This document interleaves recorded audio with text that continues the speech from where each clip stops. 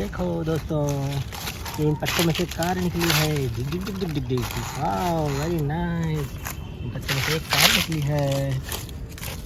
कितनी सुंदर लग रही है। ये देखो, चलती है।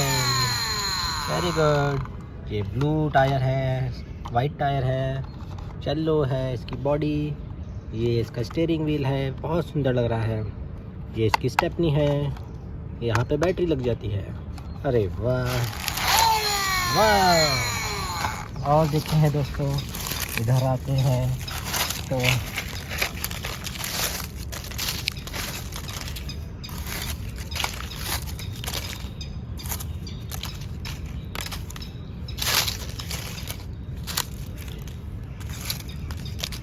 अरे दोस्तों, ये देखो इसके अंदर से हेलीकॉप्टर।